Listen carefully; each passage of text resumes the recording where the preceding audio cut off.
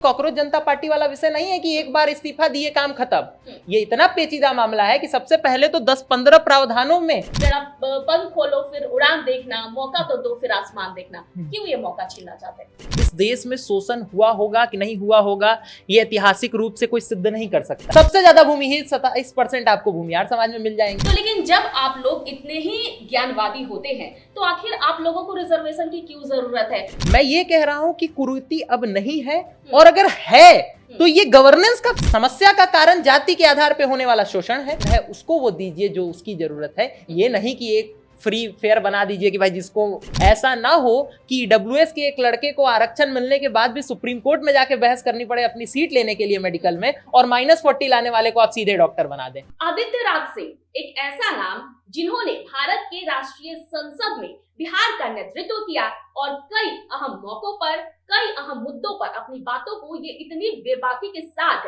रखते हुए नजर आते हैं कि अब ये लोगों के बीच चर्चा का विषय खुद बन गए हैं और अब इन्होंने सोशल मीडिया पर अपनी एक पार्टी बना ली है। तो चलिए सीधे हम इनसे बातचीत करते हैं। आदित्य जी, सबसे पहले तो आपका बहुत बहुत स्वागत है सर। बहुत बहुत धन्यवाद। आपने पार्टी बनाई है, आप पार्टी का नाम बताइए और क्यों ऐसी पार्टी आपने बनाई है? क्योंकि इसका नाम ही है एंटी रिजर्वेशन। जी हाँ, इसका नाम है एंटी रिजर्वेशन जनता पार्टी और इसका सीधा जो मोटो है वो है इक्वलिटी, मेरिट और जस्टिस को बढ़ावा देना। देखिए, इस देश में पिछले 80 साल से, विशेषतः पिछले 76 सालों से जब से संविधान लागू हुआ है, हम आरक्षण को फॉलो करते चले जा रहे हैं। दूसरी तरफ इस देश में एक आवाज ये उठती है कि जातिगत शोषण इस देश में हुआ, इस कारण से आरक्षण मिलता है।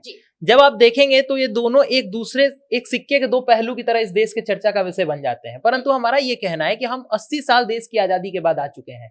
अब इसका समीक्षा होना चाहिए और कहीं ना कहीं कास्ट बेस्ड रिजर्वेशन को इकोनॉमी बेस्ड रिजर्वेशन में बदला जाना चाहिए। हमने 5 अलग अलग मोटोज, 5 अलग अलग मुख्य मांगे अपनी रखी हैं, जिसमें जो सबसे पहली मांग है वो ये है कि कास्ट बेस्ड रिजर्वेशन को इकोनॉमी बेस्ड रिजर्वेशन करते हुए 1 फैमिली 1 टाइम रिजर्वेशन का प्रावधान किया जाए। देखिए, 1 फैमिली 1 टाइम रिजर्वेशन का प्रावधान इसलिए करने की बात हम कर रहे हैं क्योंकि एक व्यक्ति को 3 बार आरक्षण उसके जीवन काल में मिल पाता है। एक, जब वो एजुकेशनल इंस्टीट्यूशंस में एडमिशन के लिए कॉम्पिटिटिव एग्जाम में बैठ रहा होता है। दूसरा, जब वो गवर्नमेंट जॉब्स के एग्जाम में बैठ रहा होता है। और तीसरा, जब वो इलेक्शन लड़ने जाता है, और स्पेशली अगर वो SC/ST कम्युनिटी से आता है तो। अब आप ऐसे समझिए कि कोई एक दलित कम्युनिटी का बच्चा है जिसने, हम ये स्वीकार करते हैं कि वो पिछड़ा रहा होगा, गरीब रहा होगा, इस कारण उसको एजुकेशनल इंस्टीट्यूशन में एडमिशन के समय हम आरक्षण दे दिए। कोई एक जनरल और ओबीसी वर्ग का बच्चा उससे ज्यादा मार्क्स ला करके भी IIT में नहीं जा पाया और वो IIT में चला गया। अब उस बच्चे को IIT का एनवायरनमेंट मिला, IIT में पढ़ने का पूरा मौका मिला। दूसरा बच्चा जो IIT में नहीं जा पाया, उसको मौका मिला कि वो किसी 3rd टियर कॉलेज से जाकर के गांव में या शहर में पढ़ रहा है, छोटे शहर में। अब ये दोनों बच्चे पढ़े अलग अलग जगहों से, लेकिन चूंकि एक की जाति सवर्ण है इसलिए उसको जब जॉब का मौका मिलेगा तब भी आरक्षण नहीं मिलेगा, किसी प्रकार का कोई सहायता सरकार की तरफ से नहीं मिलेगी। तो ऐसा नहीं होना चाहिए, इक्वल प्लेइंग फील्ड होना चाहिए, मेरिट होना चाहिए। इसलिए ये हमारी पहली मांग है। इक्वालिटी की बात करते हैं, इक्वालिटी के लिए ही तो रिजर्वेशन लाया गया था। हमारे संविधान जो है, हमारा संविधान वो भी रिजर्वेशन का अधिकार देता है। तो फिर आप इस धारा के ऑपोजिट साइड में क्यों जा रहे हैं? देखिए, मैं, अगर आपने संविधान पे सवाल किया तो मैं पूरे संवैधानिक भाषा में ही जवाब देता हूं।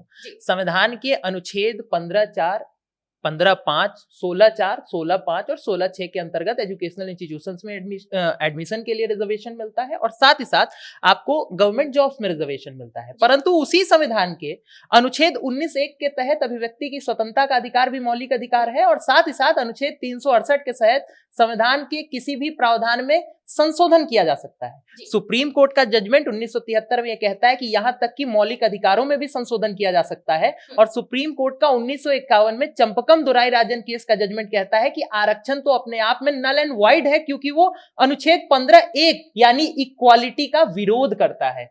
तो इस देश का जब संविधान बना होगा वो पीढ़ी 1950-51 में जीवित रहेगी, ये तो आप मेरे बात से सहमति रखती है।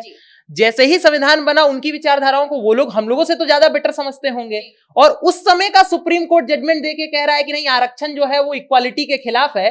तो क्या आपको ऐसा लगता है कि मेरी बात न्याय संगत नहीं है? क्योंकि ये तो सुप्रीम कोर्ट का जजमेंट है जिसको एक तरीके से हम लेकर के आगे बढ़ने का प्रयास कर रहे हैं। दूसरा जो हम लोगों ने मांग की है वो ये है कि इस देश में जातिगत शोषण की बड़ी बात होती है, उसके लिए SC/ST एक्ट बना दिया गया। परंतु हमारा कहना है कि SC/ST कम्युनिटी के किसी व्यक्ति के साथ जातिगत शोषण हो उसके लिए हम कार्रवाई करेंगे, लेकिन किसी सवर्ण या OBC के साथ होगा तो कार्रवाई नहीं करेंगे। ये किस तरह का दोहरा मापदंड है? जो पिछड़े जाति से लोग आते हैं वो लोग तो कहते हैं कि हम किसी को अगर ब्राह्मण कह देंगे तो उसे बुरा तो नहीं लगता है, हम किसी को भूमिहार कहते हैं तो वो लोग तो अपने जाति पर इतराते हैं। लेकिन क्या है ना कि हमारे समाज से ये जाति है कि जाति नहीं है। और आज आप बात कर रहे हैं एंटी रिजर्वेशन की, अब SC ST जो लोग हैं वो लोग कहते हैं कि हमें इस कास्ट के बेसिस पर हमेशा से पिछड़ा रखा गया है, समाज में हम निचले पायदान पर रहे हैं और इसीलिए हमें रिजर्वेशन चाहिए। फिल्म भी बनी रिजर्वेशन, आपने देखा होगा और बहुत चला था। अब तो युवा जो है वो भी गाना गाते हैं जो SC ST से आते हैं या पिछड़े जाति से आते हैं कि जरा पंख खोलो फिर उड़ान देखना, मौका तो दो फिर आसमान देखना। क्यों ये मौका छीनना चाहते हैं? कहाँ मौका छीनना चाह रहे हैं मैम? जब हम इक्वालिटी की बात कर रहे हैं, सीधे तौर पे हमारा ये सवाल है कि इस देश में शोषण हुआ होगा कि नहीं हुआ होगा, ये ऐतिहासिक रूप से कोई सिद्ध नहीं कर सकता है। लेकिन मैं ये भी मान लेता हूं कि दूसरे तरफ का जो दावा है वो पूरी तरह से सही है। तो क्या जब ये हो रहा था तो भारत का संविधान था? भारत का संविधान तो पिछले 80 सालों से ही है ना। अगर हम केवल कुतर्कों के आधार पर बात करने लगे तो इस देश में तो मुस्लिम आक्रांता भी 800 साल तक शासन में रहे। तो क्या उस आधार पर हम सारे मुसलमानों के साथ लड़ना शुरू कर दें? अंग्रेज 250 साल तक शासन में रहे, तो क्या भारत ये कहेगा कि हम यूरोप के 4 देशों के साथ अपना संबंधी समाप्त कर देंगे क्योंकि ये लोग हमारे ऊपर शासन कर रहे थे? तो इतिहास देख करके वर्तमान नहीं चलता है, वर्तमान को वर्तमान के नजरिए से ही चलाना पड़ेगा और ये मान के आपको चलना पड़ेगा कि हम भारतीय हैं। मैं फिर कहता हूं, मेरा विरोध जाति से कभी नहीं है, जाति के आधार पर होने वाले शोषणों से है। आप इस बात को समझिए। क्या जो लोग उस जाति से आते हैं जिस जाति से डॉक्टर बाबा साहब अंबेडकर आते थे, उन लोगों को इस बात पे गर्व नहीं करना चाहिए कि हमारे पूर्वज अंबेडकर रहे हैं? क्या जिसके पूर्वज पृथ्वीराज चौहान के तौर पे शौर्य गति को प्राप्त हो गए, वीर गति को प्राप्त हो गए, उनको अपने पूर्वजों पे गर्व नहीं होना चाहिए? क्या जिनके पूर्वज मंगल पांडे के रूप में आजादी के आंदोलन को लीड कर रहे थे उनको गर्व नहीं होना चाहिए? तो मेरा यही कहना है कि कास्ट प्रॉब्लम नहीं है, इसको समझने की जरूरत है। जो लोग कास्ट को प्रॉब्लम समझ रहे हैं वो भी इसलिए समझ रहे हैं कि उनका शोषण हुआ, और वही मैं आपको बताने का प्रयास कर रहा हूँ। जो हमारी सेकंड शोषण ही तो था ना वो, जब छुआछूत जैसा जो कुरीति है वो हमारे देश में था, और यही तो रीजन रहा कि जो पिछड़े थे उन्हें बहुत दबाया गया, कुचला गया, जिसकी वजह से वो लोग, उन लोगों को रिजर्वेशन मिलता गया। और आज ये सिचुएशन बना है कि जो सवर्ण है वो अलग कह रहे हैं कि भाई हमें रिजर्वेशन नहीं मिल रहा है, हमारी आर्थिक स्थिति ठीक नहीं। नहीं, ये सवर्ण नहीं कह रहे हैं। बिहार सरकार का जातिगत जनगणना का डेटा कहता है कि बिहार में जो भूमिहार समाज है, जो सवर्ण समाज में ये दावा किया जाता है कि सबसे अगड़ा रहा है, सबसे ज्यादा भूमिहीन 27% आपको भूमिहार समाज में मिल जाएंगे। तो जो दावा किया जा रहा है वो हम लोग अपने से हवा में दावा नहीं कर रहे हैं, सरकार का ही डेटा है, सरकार का फैक्चुअल डेटा है जिसके आधार पे ये बातें कही जा रही है। और मैं वही बात मैं आपसे फिर कह रहा हूं कि जो छुआछूत की आप बात कर रही हैं उसको समाप्त कर दिया जा चुका है। इस देश के अंदर कानून है और उसके बाद भी अगर ऐसा हो रहा है तो ये गवर्नेंस के फेलियर का विषय है, ना कि सवर्णों का दोष है। मैं फिर कहता हूं मैडम, आप ये वाला उदाहरण, कुरीति है, 1 मिनट, जो आप कह रहे हैं कि छुआछूत की जो कुरीति है वो अब नहीं है। नहीं, निश्चित रूप से अब नहीं है। नहीं, यहाँ पे पूरी बात समझिए। मैं ये कह रहा हूं कि कुरीति अब नहीं है, और अगर है तो ये गवर्नेंस का फेलियर है, ये गवर्नेंस की प्रॉब्लम है कि कानून को आप लागू क्यों नहीं करा पा रहे हैं। तो ये नहीं सोच पाते हैं ना कि अगर कोई पिछड़ी जाति से है तो हम छुआछूत उससे क्यों रखते हैं। हमारे यहाँ अगर कोई छोटी जाति का आ जाता है, नहीं, मुझे नहीं लगता है ये गलत प्रोपेगेंडा है जो दर्शाने की कोशिश की जाती है। जिस देश के महामहिम राष्ट्रपति के पद पे आदिवासी महिला बैठी हो, पूर्व राष्ट्रपति दलित हो, वर्तमान में मौजूदा आधा से ज्यादा मुख्यमंत्री जो आप देखेंगी, प्रधानमंत्री देखेंगे, वो ओबीसी समाज से आते हैं, और तमाम लोग, हम लोग एक दूसरे से जाति नहीं पूछते हैं। मेरा खुद का नाम आदित्य राज है, मेरी जाति का नाम मैं यूज नहीं करता हूं। वो तो पिछले कुछ दिनों से मैंने अपनी जाति का नाम इसलिए लगाया क्योंकि मुझे इस बात का बुरा लगा कि इस देश में एक कानून बना करके यूजीसी के तहत कह दिया गया भाई सारे सवर्ण जो है वो शोषक ही रहे हैं। तो भाई आप नेचुरल जस्टिस के सिद्धांत को पूरी तरह से भुलाते चले गए। और मैं फिर वही बात कंप्लीट करना चाह रहा हूं आपकी अनुमति से कि मैंने जो दूसरा पॉइंट क्रिएट किया, जो बात हमने उठाई है एंटी रिजर्वेशन जनता पार्टी के तहत, कि यूनिवर्सल कास्ट एट्रोसिटीज एक्ट बनाया जाए इस देश में, यानी जाति के आधार पर किसी का शोषण कोई भी कम्युनिटी का व्यक्ति करे, वो चाहे ब्राह्मण को दलित गाली दे या दलित को ब्राह्मण गाली दे, जब देश में समानता का अधिकार लागू है तो सबके लिए सजा का प्रावधान बराबर होना चाहिए। जिस बराबरी की बात आप कर रहे हैं उसी बराबरी की बात हम कर रहे हैं, लेकिन चूंकि आप मेरी बात सुनना ही नहीं चाहते हैं इसलिए आप सुनना नहीं चाहेंगे, चूंकि हम दोनों की जाति अलग है तो गलत होगा। इसलिए मैं यही कह रहा हूं कि हमारी पहले आपको बात समझनी पड़ेगी। तीसरा जो हम लोगों ने मांग की है वो ये है कि यूजीसी के कानून में, जैसा कि माननीय सर्वोच्च न्यायालय ने कहा था कि आप समाज को पिछड़ी दिशा में लेके जाने का कोशिश कर रहे हैं, ऐसा नहीं होना चाहिए। प्लस रोहित वेमुला कानून के अंतर्गत कुछ प्रावधान कर्नाटक में लागू किए गए हैं, उनको पूरी तरह से रिपील किया जाए और ऐसे कानून जाति के अंतर्गत न बनाए जाए। मेरा आपसे सवाल है कि अगर जाति के आधार पर हम एक बार इस देश में कानून बना ही देते हैं कि किसी का कोई शोषण नहीं कर सकता, तो फिर कॉलेज के अंदर अलग कानून बनाने का कोई मतलब नहीं रह जाता है। दोनों कानून तो एक दूसरे से ओवरलैप कर जाता है। फिर जो चौथा कानून हम लोग मांग कर रहे हैं वो ये है कि जो दिव्यांगजन है प्लस ट्राइबल्स हैं उनके लिए कुछ स्पेशल स्कीम्स बनाने की जरूरत है। देखिए, जो बात आप कह रही हैं उसको मैं अब अपने शब्दों में कहता हूं कि आज पिछड़ापन मेन स्ट्रीम के लोगों के अंदर नहीं रह गया है, लेकिन फिर भी आज भी इस देश में कई ट्राइबल कम्युनिटीज हैं जो मेन स्ट्रीम से बहुत पीछे रह गई हैं। उनको आगे ले आने के लिए जो प्रयास सार्थक तौर पे किए जा सकते हैं वो करने की जरूरत है। फिर भी इसमें भी इस बात का ध्यान रखा जाना चाहिए कि आप उसके लिए स्कीम चलाएं, एज रिलैक्सेशन दें, उनको मेन स्ट्रीम का हिस्सा बनाने की कोशिश करें, परंतु इंजीनियरिंग, मेडिकल और गवर्नेंस के फील्ड के साथ प्लस नेशनल सिक्योरिटी के साथ किसी भी प्रकार का कोई खिलवाड़ इसमें ना करें। आखिरी जो हम लोगों ने मांग उठाई है वो इस बात की मांग उठाई है कि जब इस देश में आरक्षण का क्राइटेरिया आप रिव्यू भी कर लें, नया क्राइटेरिया भी बना दें, तो भी एक स्टैंडर्ड मिनिमम क्राइटेरिया होना चाहिए जिसको क्रॉस करने के बाद ही आरक्षण प्राप्त हो सके। ऐसा ना हो कि ईडब्ल्यूएस के एक लड़के को आरक्षण मिलने के बाद भी सुप्रीम कोर्ट में जाके बहस करनी पड़े अपनी सीट लेने के लिए मेडिकल में, और -40 लाने वाले को आप सीधे डॉक्टर बना दें। तो ये -40 वाला क्राइटेरिया कभी नहीं होना चाहिए। एग्जाम में बैठ जाइएगा तो भी 0 आता है, -40 तो फिर भी बहुत कम हो जाता है। तो इसलिए हम लोग मांग करें। देखिए, हम लोगों का बहुत सिंपल बात है, जैसा कि आपने शुरू में ही कहा, भारत के संविधान के मूल ढांचे को अगर आप देखिए और विशेषता प्रस्तावना को देखिए तो वहां अवसरों की समानता की बात कही गई है, न्याय की बात कही गई है और समानता की बात कही गई है। हम लोग भी यही कह रहे हैं, मेरिट को समर्थन दीजिए, इक्वालिटी को समर्थन दीजिए और साथ ही साथ जस्टिस को समर्थन दीजिए। आप जस्टिस की बात करते हैं, आपने पार्टी तो बना ली है सोशल मीडिया पर, लेकिन ये बताइए कि हमारे बिहार समेत पूरे देश में कई और बड़े मुद्दे हैं, आप उन मुद्दों पर बात क्यों नहीं करते हैं? निश्चित रूप से हमने हर मुद्दे पे बात की है। आप मेरा बिहार विधानसभा का स्पीच उठा करके देखिए, देश का कोई ऐसा मुद्दा नहीं होगा जिस मुद्दे पे हमने उस 3 मिनट के स्पीच में बोला नहीं। आपने एंटी रिजर्वेशन पर बनाई। नहीं, पार्टी की बात है कि जब हम रिजर्वेशन की बात करते हैं तो कास्टिज्म वो आ जाता है। अब आप इस बात को समझिए कि मैं पिछले 6 महीने से सार्वजनिक जीवन में हूँ ऑफिशियली, और 6 महीने में मैंने बिहार विधानसभा की स्पीच दे दी। 6 महीने के अंदर मैंने यूजीसी पे एक आंदोलन चलाया, मैंने भरत तिवारी के मुद्दे को न्याय तक पहुंचाने की अपने हिसाब से पूरी कोशिश कर दी, और आज की तारीख में इकोनॉमी पे बोला, आप ही के चैनल पे बोला, सबसे ज्यादा आरक्षण का विषय भी आप ही के चैनल पे उठाया, और आप ही के चैनल पे आप याद कीजिए कि जब इंडिया यूएस ट्रेड डील हुआ था उस मुद्दे पे भी आकर के मैंने अपनी राय रखी थी और मैंने बताया था कि प्रधानमंत्री जी को शायद ऐसा नहीं करना चाहिए था।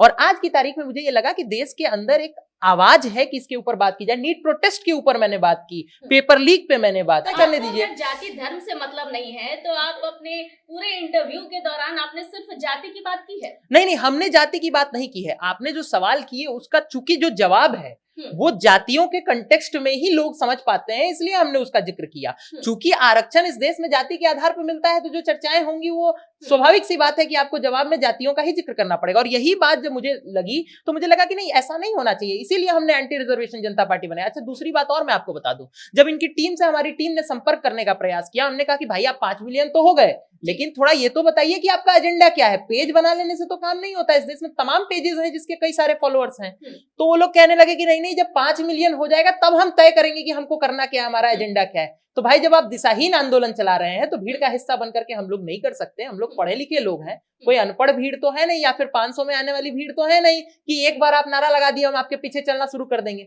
और इसीलिए जिस दिन हमने एंटी रिजर्वेशन जनता पार्टी का पेज बनाया तो सबसे पहले अपना मैनिफेस्टो पोस्ट किया। भाई, जनता मूर्ख नहीं है ना इस देश की, वो तय करे ना कि वो हमको समर्थन देना चाहती है नहीं। जैसे मैं आपको एक बात कहता हूं कि मान लेते हैं आज हमारे पेज के सिर्फ 50,000 फॉलोअर्स हैं और उनके 5 मिलियन फॉलोअर्स हैं। अगर वो 5 मिलियन हमसे असहमति रखना भी चाहें तो किस आधार पे रखेंगे? वो मैनिफेस्टो के आधार पे ही तो रखेंगे। लोकतंत्र में सहमति असहमति रखने का अधिकार तो हर किसी के पास है। डॉक्टर बाबा साहब अम्बेडकर ने ये बात हमको सिखाई थी पूना पैक्ट के समय, जब वो राष्ट्रपिता गांधी से लड़ गए थे। तो ये समझने की जरूरत है कि विचारधाराओं में मतभेद हो सकता है, लेकिन विचारधाराओं का मतभेद आपके पॉइंट ऑफ एजेंडा से क्लियर होता है। उन लोगों का कोई एजेंडा नहीं, एजेंडा लेस आंदोलन चल रहा है और एक प्रोपेगेंडा चलाया जा रहा है जिससे सवर्णों को, ओबीसी समाज को इस बात के लिए प्रताड़ित किया जाए, मानसिक तौर पे गुलाम बना लिया जाए कि सारी की सारी समस्या का जड़ तुम ही हो, तुमने ही सब गलत किया है, इस देश में बाकी कुछ गलत और किसी के कारण हुआ ही नहीं है। आप और हम बात करते हैं सनातन की, ठीक है। बात जब रिजर्वेशन की होती है तो बात होती है कास्ट की। अगर हम सवर्णों की बात करें तो सवर्णों में जो एक आता है ब्राह्मण समाज, वो हमेशा से माना जाता है कि बहुत ज्ञानवादी लोग जो है वो ब्राह्मण समाज से आते हैं। तो लेकिन जब आप लोग इतने ही ज्ञानवादी होते हैं तो आखिर आप लोगों को रिजर्वेशन की क्यों जरूरत है? अगर आप लोगों को लगता है कि दूसरों को रिजर्वेशन नहीं मिलनी चाहिए, क्योंकि आप तो ज्यादा जानकार नहीं, हमने ऐसा कभी नहीं कहा, भी आगे उठकर कभी नहीं, अच्छी जगह पर अच्छे बिल्कुल नहीं मैडम, बिल्कुल नहीं। पहली बात तो ये कि ब्राह्मणों को इसलिए कहा जाता है, पहले तो आपको इस बात को समझना पड़ेगा। मैं आपको आज के दौर में एक उदाहरण देता हूं। हम अगर ये कहें कि इस देश में पूंजीपति एक जाति है, आज के माध्यम से इस देश में पॉलिटिशियन एक जाति है और इस देश में ब्यूरोक्रेसी एक जाति है। फॉर एग्जांपल, आज से नई जाति प्रथा का शुरुआत हो रहा है और ये 3 जातियां हैं और चौथी जाति है सामान्य जनता की जाति, जो आम लोग हैं। ठीक है, अब आज से 500 साल बाद सीट्स पे आपको कौन लोग दिखाई देंगे? वही लोग जो ब्यूरोक्रेट हैं, वही लोग जो पॉलिटिशियन रहे और वही लोग जो पूंजीपति रहे। बाय डिफॉल्ट आपको समझना था कि ब्राह्मण कहा ही उनको गया जिनके पास ज्ञान था। ऐसा नहीं कि जो लोग ब्राह्मण है वो सब ज्ञानी थे, क्योंकि हमारी व्यवस्था में हमेशा से चातुर्वर्णम मया सृष्टम गुण कर्म विभागशः की बात थी। ठीक है, धर्म ने हमेशा हर किसी को आगे आकर के अपने पूरे अधिकार को यूज करने का पूरा मौका दिया, परंतु आज की बात उस हिसाब से नहीं चल रही है। आज आप उस सिस्टम को फॉलो नहीं कर रहे हैं, आज आप संवैधानिक सिस्टम को फॉलो कर रहे हैं और आज वो वर्ण व्यवस्था जाति व्यवस्था में बदलते हुए विरासत का एक प्रतीक बन गई। यहां पे द मोमेंट आप उसको छेड़ने की कोशिश करेंगे तो लोग वहां पे पीछे हटना शुरू हो जाएंगे। और पीछे क्यों हटेंगे? क्योंकि ये उनका अधिकार है। मैं एक बात कहता हूं, मेरे पिता अगर इस देश के लिए कुछ अच्छा करते हैं तो क्या मेरे को इस बात पे गर्व करने का अनुभव नहीं होना चाहिए? मेरे दादाजी अगर इस देश के लिए कुछ अच्छा करें तो क्या मेरे को इस बात के लिए गर्व नहीं करना चाहिए? अगर इस देश में नरेंद्र मोदी का आने वाला कोई पीढ़ी होता तो क्या उसको इस बात पे गर्व नहीं करना चाहिए था कि मेरे पिता किसी दिन इस देश के प्रधानमंत्री भी रहे थे? क्या राहुल गांधी को इस बात का गर्व नहीं होता होगा कि उनके पिता, उनके खानदान के लोग इस देश के प्रधानमंत्री रहे?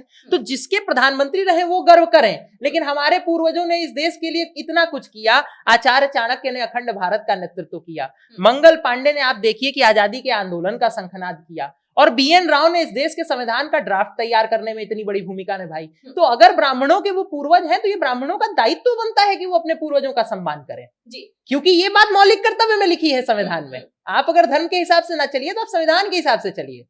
उसी लॉजिक से जिस दलित समाज से डॉक्टर बाबा साहब अंबेडकर आते हुए व्यक्ति से भगवान बन गए, दलित समाज को भी इस बात के ऊपर बहुत गर्व होना चाहिए। OBC समाज से निकल करके कई लोग बहुत आगे चल गए, क्षत्रिय समाज से बहुत लोग आगे गए हैं, भूमिहार समाज में बहुत लोग हुए हैं। तो जो जिस समाज से आता है उसको उस समाज पे गर्व करना चाहिए। हम ये बोलने की कोशिश कर रहे हैं, हम कहीं छोटा बड़ा वाला सिस्टम मान ही नहीं रहे हैं। जातिवाद आ ही जाती है ना? नहीं, इसमें जातिवाद कहाँ आया? जातिवाद अलग कंसेप्ट है। जिसको आप जातिवाद कह रही हैं उसको हम जाति पे गर्व कह रहे हैं। डिफरेंस समझिए। समस्या का कारण जाति के आधार पे होने वाला शोषण है।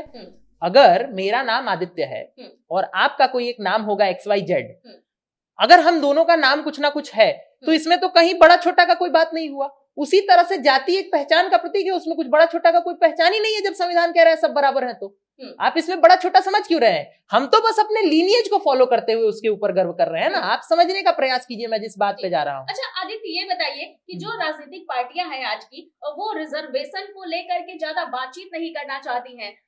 जितनी भी पार्टियां हैं वो यही चाहती हैं कि रिजर्वेशन ज्यादा से ज्यादा दे दिया जाए, और आप सीधे इसके ऑपोजिट में जा रहे हैं। क्या लगता है कि जो लोग जिन्हें रिजर्वेशन मिला हुआ है वो लोग आपको सपोर्ट करेंगे क्या? मैं अब सीधे तौर पे उन्हीं लोगों के पक्ष से ये बात बोलता हूँ। इस बात का दावा किया जाता है कि रिजर्वेशन के समर्थक यानी जो लोग सवर्ण नहीं है इस देश में उनकी आबादी 75% होगी। अब आप ये मान लीजिए कि अगर 25% पूरे सवर्ण इस बात का समर्थन भी कर दें कि हम आरक्षण हटाना चाहते हैं, तो अभी उनकी बात मत सुनिए थोड़े देर के लिए। सिर्फ 75% उन लोगों की बात सुनिए जो सवर्ण नहीं है। आप ये बताइए मुझे कि ऊपर से लेके नीचे तक अगर 23 लाख सरकारी नौकरियां हैं और सारी की सारी नौकरियां आप दलित और OBC समाज के लोगों को भी दे देती हैं, तो भी सबसे ज्यादा 104 करोड़ लोग जिनके पास कोई सरकारी नौकरी नहीं होगी, कोई एडमिशन नहीं होगा, वो कौन से वर्ग से आ रहे होंगे? वो दलित और OBC समाज से ही आ रहे होंगे। इसलिए रियल रिप्रेजेंटेशन तो उन्हीं को नहीं मिल पा रहा है जिनको मिलने की जरूरत है। इसीलिए तो हम कह रहे हैं कि भाई पिछड़ेपन के आधार पर शुरू करो। आप एक ही व्यक्ति को दिए जा रहे हैं। टीना डाबी के पिताजी IAS बनेंगे SC कैटेगरी से रिजर्वेशन लेके, उनकी माताजी IAS बनेंगी SC कैटेगरी से रिजर्वेशन लेके। टीना डाबी SC कैटेगरी से आएंगी, वो भी IAS बन जाएंगी, उनकी बहन भी IAS बन जाएंगी। लेकिन उस दलित व्यक्ति का क्या, जो दियरा में बैठा हुआ है बेचारे के पास कोई मौका पहुंच ही नहीं पा रहा, उसको एडमिशन का पता ही नहीं है। तो मैं वही कहने की कोशिश कर रहा हूं कि जो जरूरतमंद है उसको वो दीजिए जो उसकी जरूरत है। ये नहीं कि एक फ्री फेयर बना दीजिए कि भाई जिसको जो पहले पहुंच गया वो ले ले, तो इससे देश में कभी समानता स्थापित नहीं हो पाएगी। हम वही कह रहे हैं जो आप कहना चाह रही हैं, लेकिन राजनीति की भाषा में उसको जातियों का रंग देके छोटा बनाने का षड्यंत्र किया जाता है। जी, तो आपको लग रहा है कि इससे सवर्णों का वोट जो है और खास करके सपोर्ट है वो आपको मिलने वाला है? नहीं, सिर्फ सवर्णों का सपोर्ट नहीं मिलने वाला है, इस पूरे देश का सपोर्ट मिलने वाला है। तमाम लोगों का, 140 करोड़ लोगों के सपोर्ट के बिना ही नहीं हो पाएगा। सिर्फ सवर्णों के सपोर्ट से इस देश में कुछ नहीं हो सकता इस वाले मुद्दे पे, स्पेशली इसलिए क्योंकि अगर आप इसको चेंज करना चाहेंगे तो ये कॉकरोच जनता पार्टी वाला विषय नहीं है कि एक बार इस्तीफा दिए काम खत्म। ये इतना पेचीदा मामला है कि सबसे पहले तो 10-15 प्रावधानों में आपको जाकर के संविधान संशोधन बिल लाना पड़ेगा, और संविधान संशोधन के लिए लोकसभा राज्यसभा से 2/3 बहुमत और फिर आधे राज्यों की विधानसभाओं से पास कराना पड़ेगा। तो बिना पूरा देश के चाहे ये कभी हो नहीं सकता है। इसीलिए हम चाह रहे हैं कि एक सार्थक संवाद के जरिए पूरा देश इस बात के लिए तैयार हो। जी आदित्य, हमसे बातचीत करने के लिए आपका बहुत बहुत धन्यवाद। बहुत बहुत धन्यवाद। तो हमारे साथ बने हुए थे आदित्य राज सिंह, जिन्होंने कई मुद्दों पर और खास करके एंटी रिजर्वेशन पर हमसे बातचीत की। तो आज के इस खास इंटरव्यू में फिलहाल इतना ही। मुझे दीजिए इजाजत, लेकिन देखते रहें सच टॉक्स।